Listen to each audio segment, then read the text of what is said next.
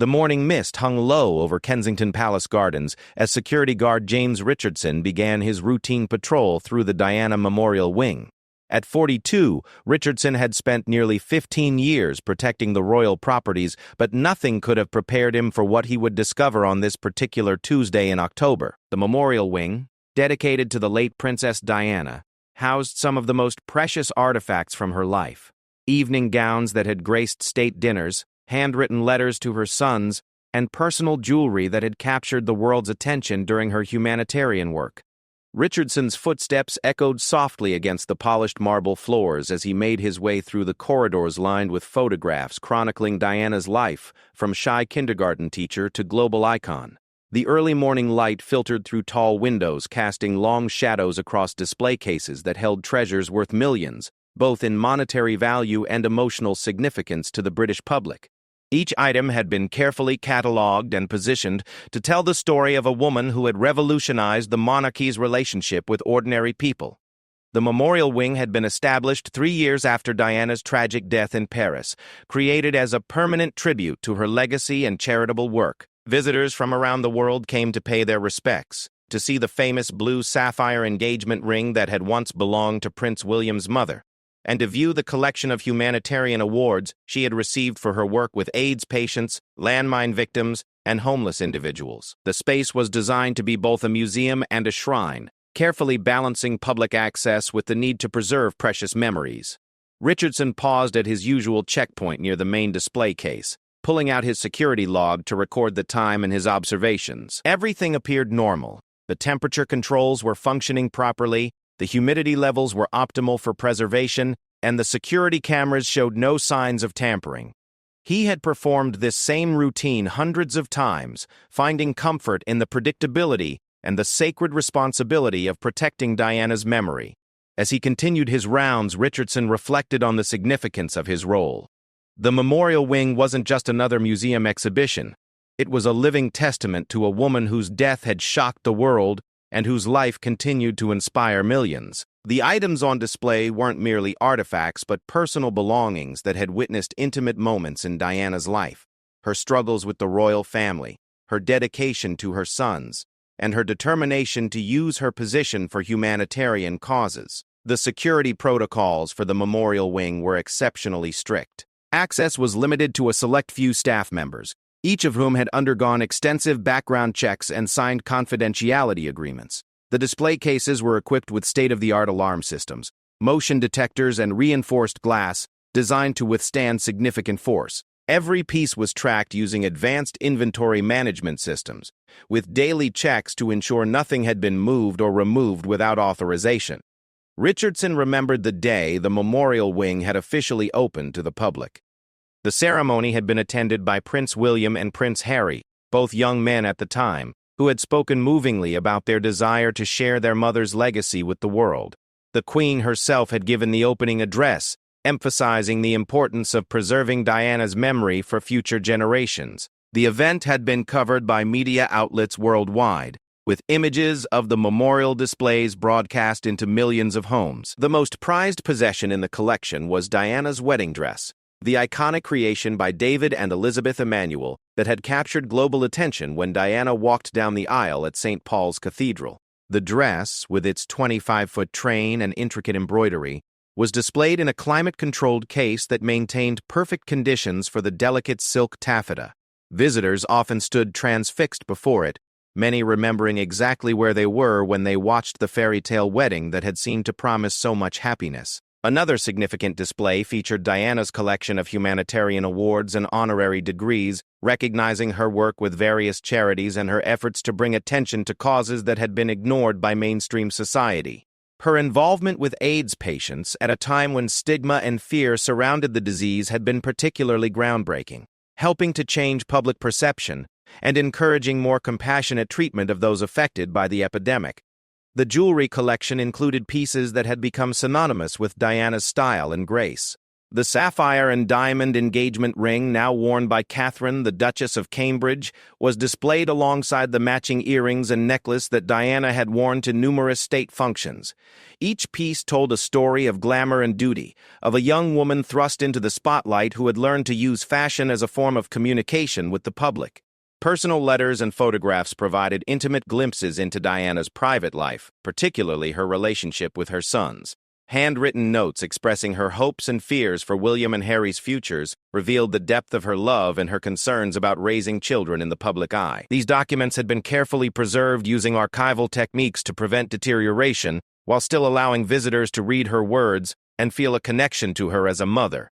The memorial wing also housed video displays showing Diana at various charitable events, her natural warmth and empathy evident as she interacted with patients, children, and community workers. These recordings captured moments that had defined her public image, holding hands with AIDS patients, walking through minefields in Angola, and comforting grieving families.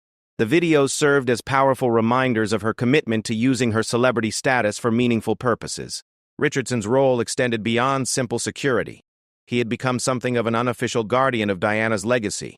Visitors often approached him with questions or shared their own memories of the princess, and he had developed a deep appreciation for the impact she continued to have on people's lives. Some came to pay respects on significant anniversaries, others brought flowers or small tributes, and many simply wanted to feel closer to a woman who had touched their hearts despite never meeting her personally. The design of the memorial wing reflected careful consideration of how to honor Diana's memory while respecting her son's privacy and the royal family's wishes. Interactive displays allowed visitors to learn about her charitable work without sensationalizing her personal struggles. The tone was respectful and celebratory, focusing on her achievements and positive impact, rather than dwelling on the difficulties she had faced during her marriage or the circumstances of her death. As Richardson completed the first phase of his morning patrol, he felt the familiar sense of privilege that came with his position. Few people had the opportunity to spend their working hours surrounded by such historically significant items, and he never took for granted the trust that had been placed in him. The memorial wing represented more than a collection of beautiful objects. It was a sacred space where Diana's spirit seemed to live on through the memories and emotions of countless visitors. The early morning quiet of the memorial wing created an atmosphere of reverence that Richardson found both peaceful and inspiring. In a few hours, tour groups would begin arriving, guided by knowledgeable docents, who would share stories about each display and answer questions about Diana's life and work. Schoolchildren would learn about her humanitarian efforts. Couples would reminisce about watching her wedding, and individuals dealing with their own struggles might find inspiration in her example of turning personal pain into service to others. Richardson understood that his job was about more than preventing theft or vandalism. He was protecting a piece of British history and a symbol of hope for people around the world. The memorial wing served as proof that one person's dedication to helping others could create a lasting legacy that would continue to inspire future generations long after their physical presence was gone. As he prepared to begin the second phase of his patrol, Richardson checked his watch and noted the time in his security log. The morning routine had proceeded without incident, as it had countless times before. The memorial wing remained secure, its precious contents safe and undisturbed, ready to continue telling Diana's story to a new day of visitors who would come seeking connection to a woman whose life had ended too soon, but whose impact would endure forever. The afternoon shift change at Kensington Palace brought a subtle transformation to the memorial wing's atmosphere. Richardson had completed his morning duties and handed over responsibility to the day's security team. But something nagged at him as he reviewed the visitor logs from the previous week. Among the standard entries for guided tours, school groups, and individual visitors, he noticed several instances where access had been granted to members of the royal family and their immediate staff. These entries weren't unusual in themselves. Prince William and Prince Harry occasionally visited the memorial wing, sometimes bringing their own families to share memories of their mother with the next generation. The Queen Mother had made periodic visits before her passing, and other senior royals had been granted access for various ceremonial or personal reasons. However, Richardson's trained eye caught a pattern that seemed slightly irregular. Several late-afternoon visits by Camilla, the Duchess of Cornwall, always accompanied by minimal staff, and always during periods when public tours had concluded for the day. The Duchess's relationship with Diana's memory had always been a delicate subject within royal circles and among the British public. Many people had never fully accepted Camilla's marriage to Prince Charles, viewing her as the woman who had contributed to the breakdown of his marriage to Diana. While time had softened some opinions and Camilla had worked diligently to carve out her own role in royal duties, her presence in Diana's memorial space struck Richardson as potentially sensitive from a public relations standpoint. Richardson's concerns weren't based on suspicion of wrongdoing, but rather on his professional understanding of how carefully managed every aspect of royal activities needed to be.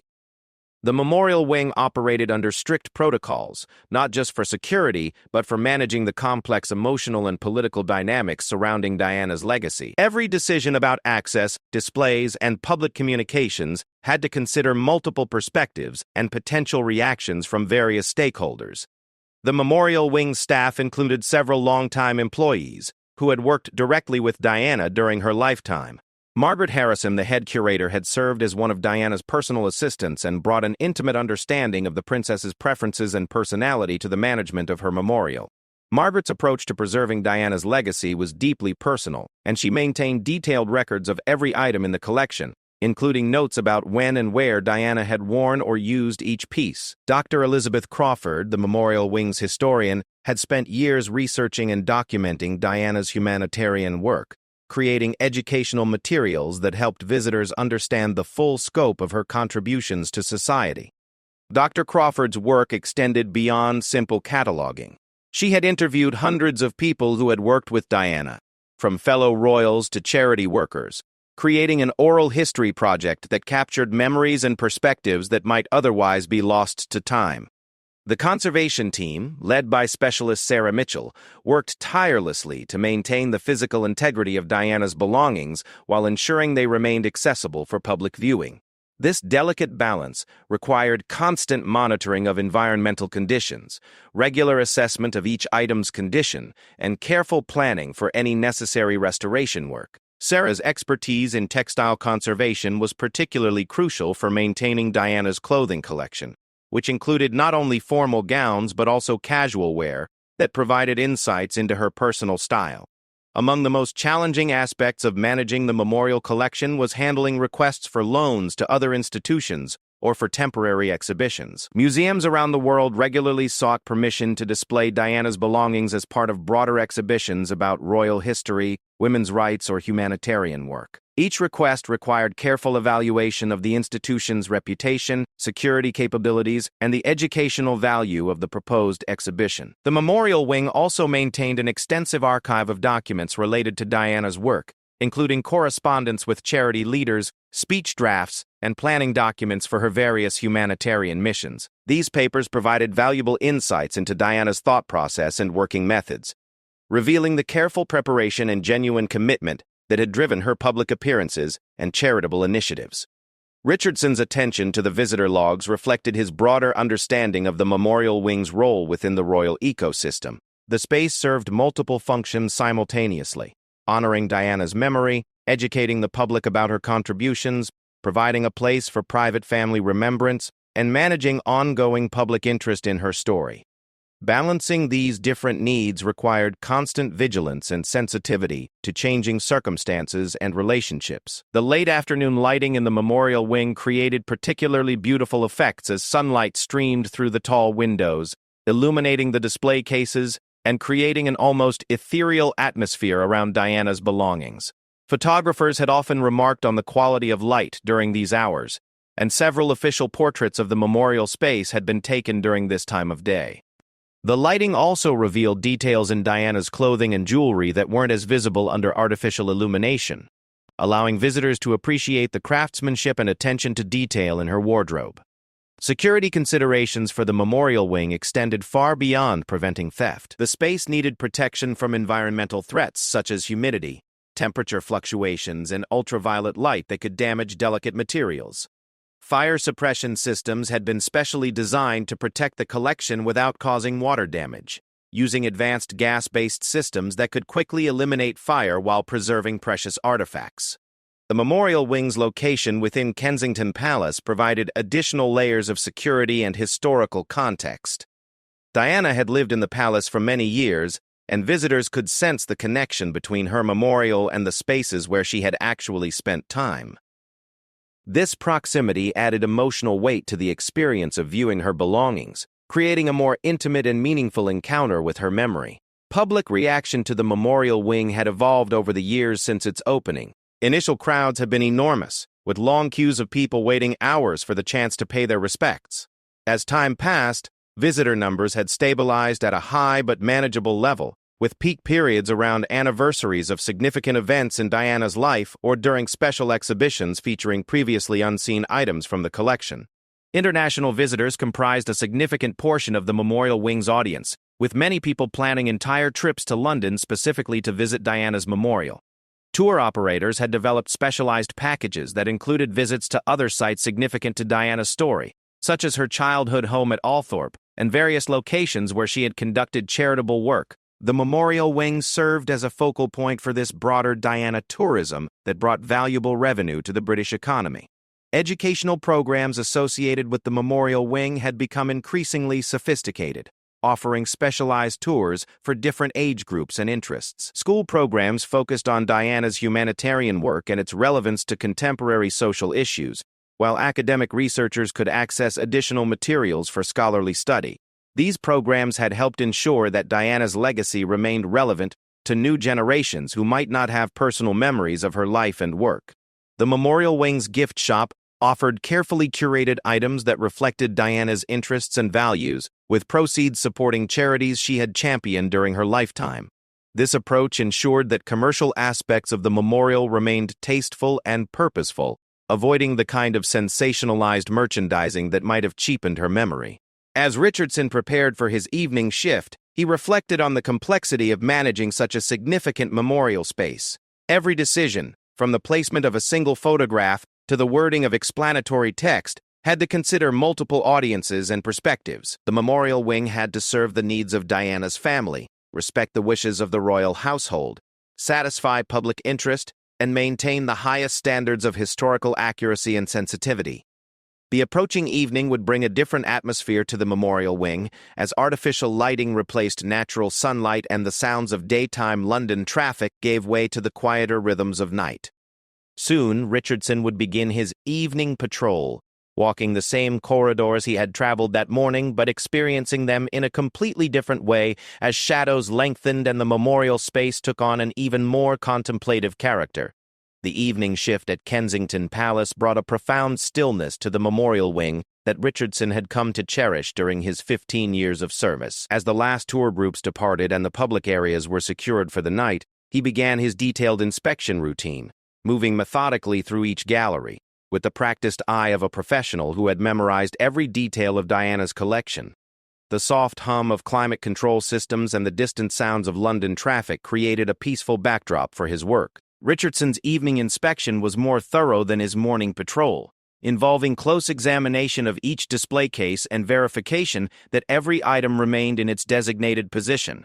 He carried a detailed inventory checklist that corresponded to digital photographs taken of each exhibit, allowing him to quickly identify any discrepancies or signs of tampering. This process typically took 90 minutes to complete, and he had performed it so many times that any deviation from the normal arrangement would immediately catch his attention. The Memorial Wing's evening lighting system had been designed to provide optimal security illumination while creating an appropriately reverent atmosphere. Subtle spotlights highlighted key pieces in Diana's collection, while broader ambient lighting ensured that security cameras could capture clear images of every corner of the space. The interplay of light and shadow created dramatic effects that seemed to bring Diana's belongings to life, as if her spirit somehow inhabited the beautiful gowns and precious jewelry she had once worn. As Richardson approached the central gallery that housed Diana's most iconic pieces, he noticed something that made him pause mid-step. The display case containing Diana's famous sapphire and diamond tiara, a Spencer family heirloom she had worn on her wedding day, appeared to have been moved slightly from its usual position. The difference was minimal, perhaps only a few inches. But after 15 years of observing the same arrangement night after night, Richardson's trained eye immediately detected the anomaly. His pulse quickened as he approached the case for closer inspection. The tiara itself was still in place, secured within its custom-fitted mount, but the positioning of the entire display unit seemed to have been adjusted. Richardson pulled out his flashlight and examined the floor around the case, looking for scuff marks or other evidence that might explain the movement. The polished marble floor showed no obvious signs of disturbance, but the subtle shift in the display's position was undeniable. Richardson immediately activated his radio to contact the main security station, reporting the anomaly and requesting backup for a thorough investigation of the area. Within minutes, 2 additional security officers arrived, along with Margaret Harrison, the head curator, who had been called in despite the late hour. Margaret's face showed deep concern as Richardson explained his observations, and she immediately began her own inspection of the tiara case. The security team's investigation expanded to include a review of the day's surveillance footage, focusing on the hours after the memorial wing had closed to the public. The cameras showed the usual activity of cleaning staff and routine security patrols. But one segment from earlier in the evening revealed something unexpected. A figure moving through the central gallery with what appeared to be purposeful intent, spending several minutes near the tiara display before departing through a restricted corridor. The image quality made immediate identification difficult, but the person's movements suggested familiarity with the memorial wing's layout and security procedures. They had avoided the main surveillance cameras while still remaining visible to the backup systems, indicating knowledge of the security setup that would only be available to authorized personnel or individuals with high-level access to palace operations.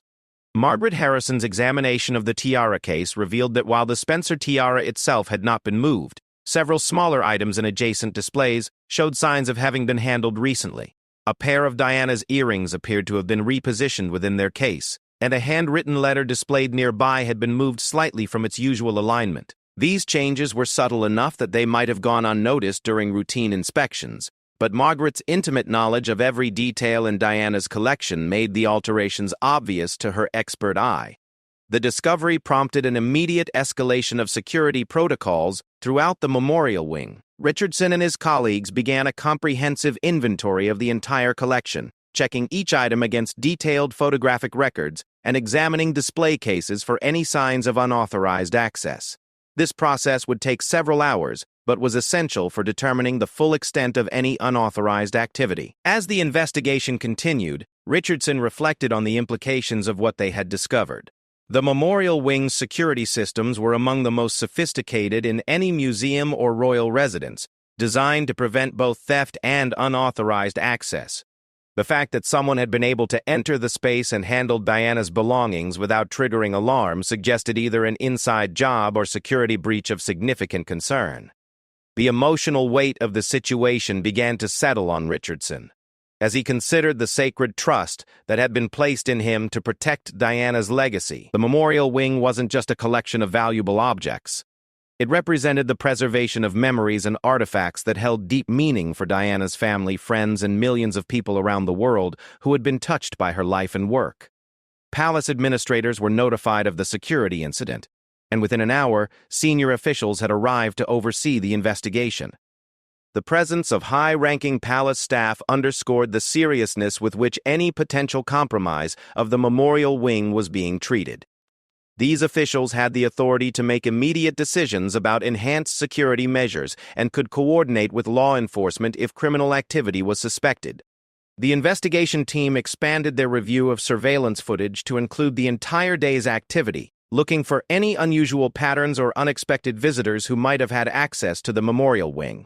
They also began interviewing staff members who had been in the palace during the relevant time period, seeking to account for everyone's whereabouts and activities. Richardson's years of experience in royal security had taught him that breaches of this nature were often more complex than they initially appeared. The fact that nothing appeared to have been stolen suggested that the intruders' motivations might have been different from typical theft. Possibilities included espionage, creating compromising situations for security personnel, or simply the desire to have unauthorized contact with Diana's belongings for personal or emotional reasons. The Spencer tiara held particular significance within Diana's collection because it represented her connection to her aristocratic family heritage, separate from her royal status. Diana had chosen to wear the Spencer tiara rather than a royal piece for her wedding, a decision that had been seen as symbolically important and had added to the tiara's iconic status. Any unauthorized handling of this piece would be considered especially serious given its historical and emotional significance. As the night wore on, Richardson found himself thinking about the various people who had legitimate access to the memorial wing and might have the knowledge and opportunity to carry out such an intrusion. The list was relatively short and included senior palace staff, members of the royal family, and a small number of specialists involved in maintaining and studying Diana's collection. The possibility that the intruder might be someone with authorized access made the situation even more troubling, as it suggested a betrayal of trust that could have far-reaching implications for the security of the entire royal household. Richardson knew that his own actions and observations that evening would be subject to intense scrutiny as investigators worked to piece together exactly what had occurred and who might be responsible. The memorial wing's climate control systems continued their quiet operation throughout the investigation, maintaining the precise temperature and humidity levels necessary to preserve Diana's belongings. This attention to environmental conditions represented just one aspect of the complex care required to maintain the collection, and Richardson appreciated how the investigation was being conducted with the same meticulous attention to detail that characterized every aspect of the memorial's operation. The early morning hours brought additional investigators and technical specialists who began a more detailed examination of the memorial wing's security systems.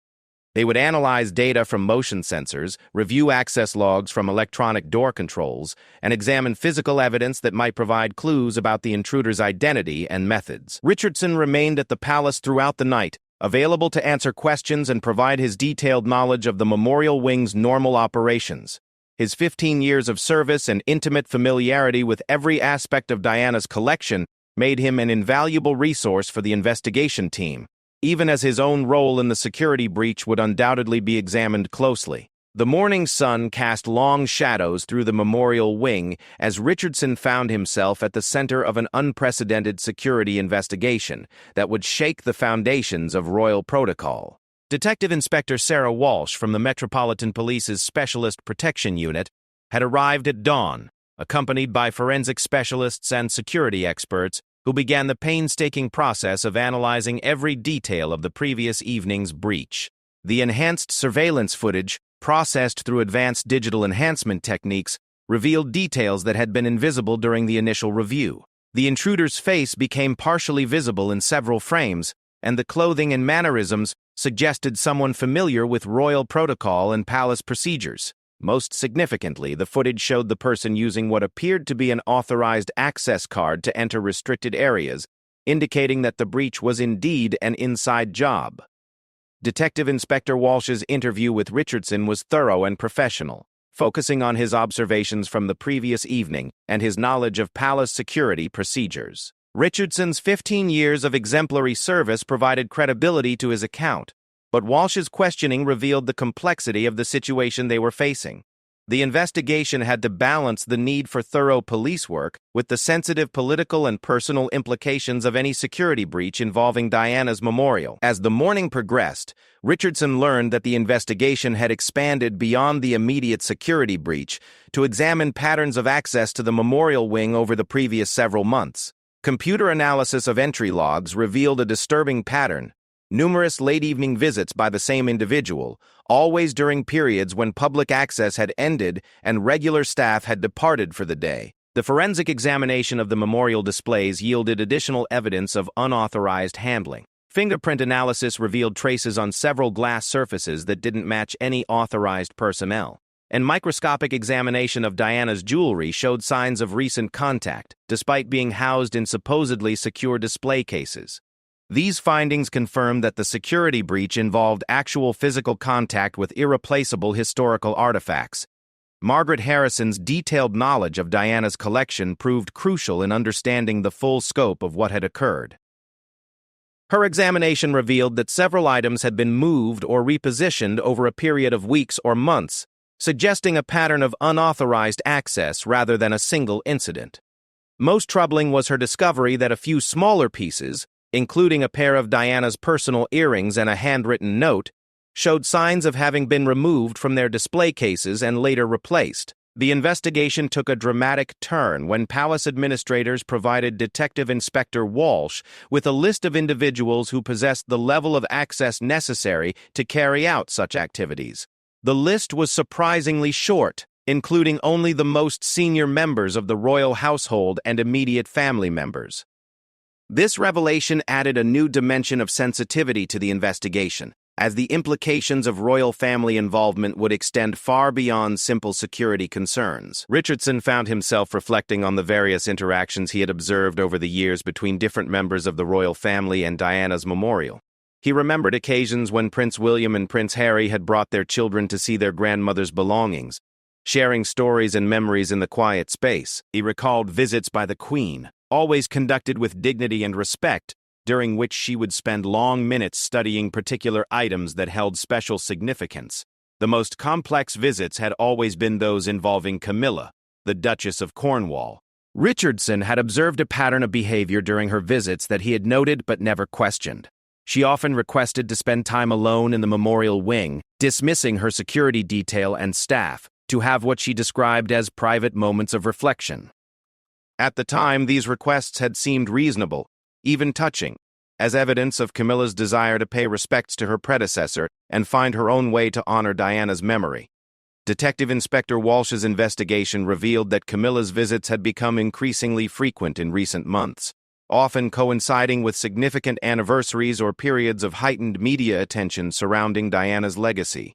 The pattern suggested more than casual interest or respectful remembrance, indicating a level of preoccupation with Diana's memorial that raised questions about her motivations and emotional state.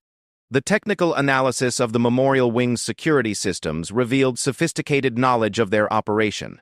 The intruder had managed to disable specific motion sensors while leaving others operational, creating the appearance of normal security function while allowing unauthorized movement through restricted areas. This level of technical expertise suggested either inside knowledge of the systems or assistance from someone with detailed understanding of palace security operations.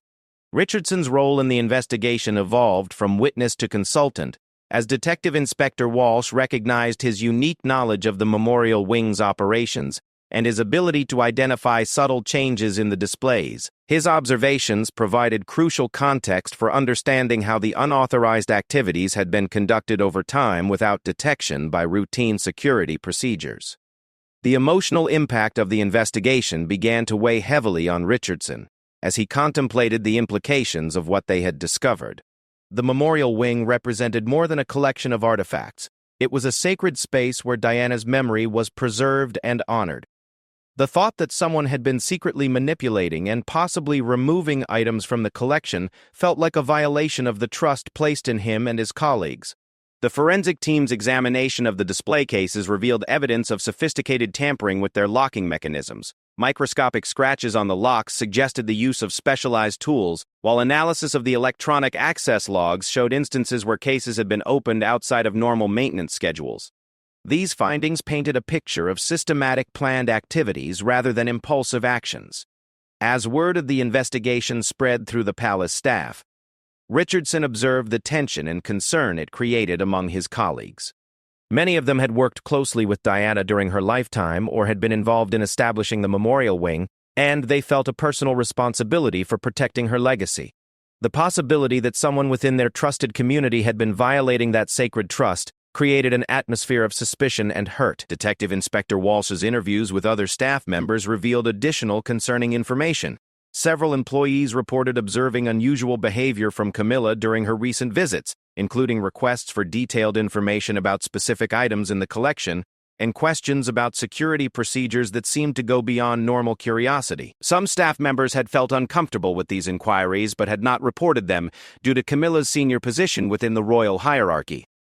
The investigation's focus gradually narrowed, as evidence pointed increasingly toward a specific individual, with both the access and opportunity to carry out the unauthorized activities. The combination of surveillance footage, forensic evidence, and witness testimony began to paint a clear picture of what had been occurring in the memorial wing over the previous months. Richardson found himself grappling with the implications of what the investigation was revealing. The idea that someone in such a position of trust and responsibility could have been secretly accessing Diana's belongings for unauthorized purposes challenged his fundamental beliefs about duty, honor, and respect for the institution he had served faithfully for 15 years. The memorial wing remained closed to the public while the investigation continued, creating disappointment for visitors who had traveled from around the world to pay their respects to Diana. Palace officials worked to manage the public relations aspects of the situation while supporting the police investigation and beginning to consider what changes might be necessary to prevent future security breaches.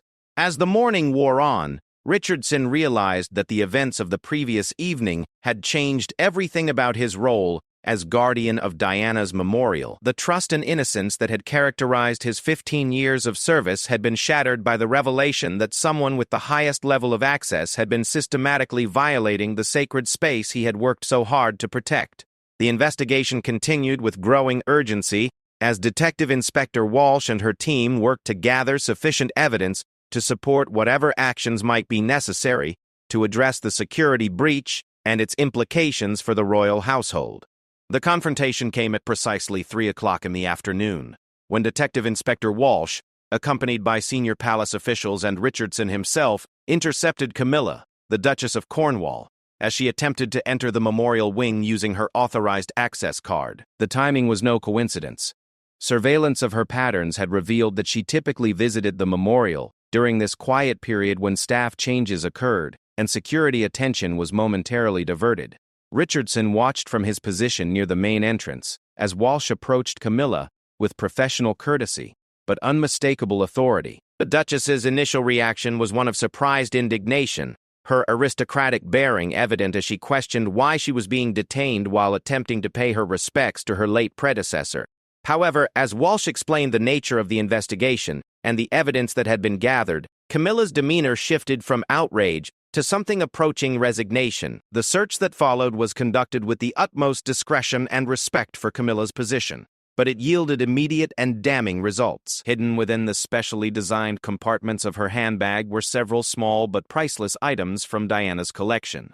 A pair of pearl earrings that Diana had worn during her humanitarian work in Africa, a gold bracelet engraved with a personal message from Prince William as a child, and most significantly, a handwritten letter from Diana to her sons, expressing her hopes for their future happiness. Richardson felt a profound sense of betrayal as he observed the items being carefully removed from Camilla's possession and photographed as evidence. These weren't simply valuable objects, they were deeply personal artifacts that represented intimate moments in Diana's relationship with her children. The thought that Camilla had been secretly removing and presumably keeping these treasures in her private possession violated everything Richardson understood about honor, duty, and respect for the dead.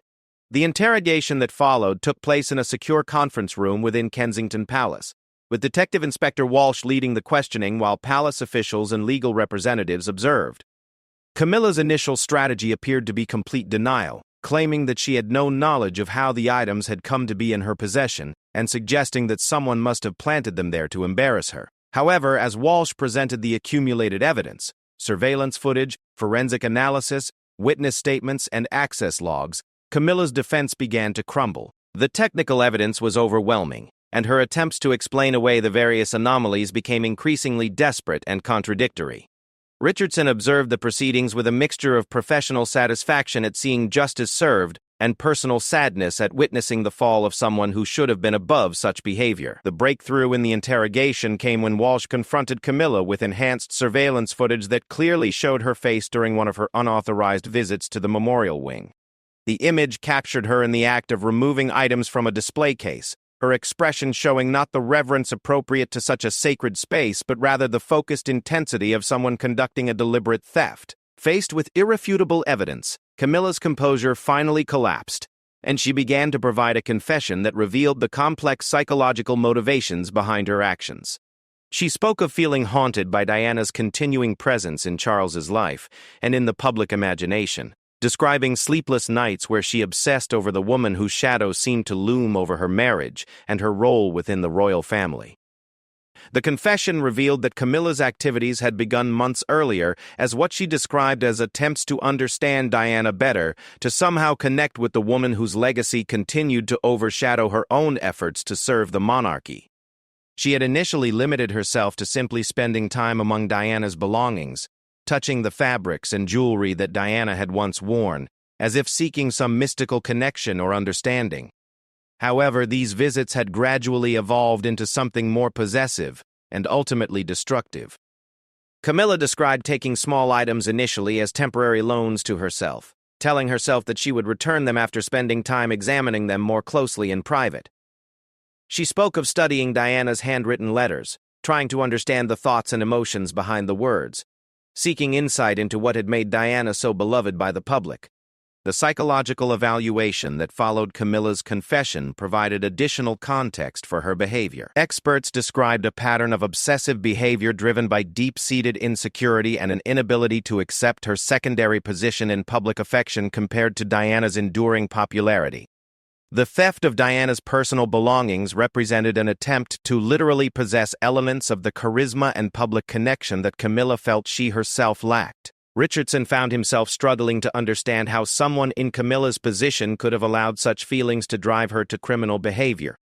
The respect and deference he had shown her during her authorized visits to the memorial wing now seemed naive, and he questioned his own judgment in failing to recognize the warning signs of her deteriorating mental state. The investigation revealed that Camilla's activities had extended beyond simple theft to include more disturbing behavior. Analysis of her private quarters uncovered a hidden collection of Diana memorabilia, including unauthorized photographs, copied documents, and items that appeared to have been taken from other royal collections. The scope of her obsession was far greater than anyone had imagined. The political and public relations implications of Camilla's actions created immediate crisis management challenges for the royal household. Palace officials worked frantically to control information about the investigation while preparing for the inevitable media storm that would follow any public revelation of the Duchess's criminal behavior. The potential damage to the monarchy's reputation was enormous. Prince Charles's reaction to the revelations about his wife's behavior was described by palace insiders as devastated.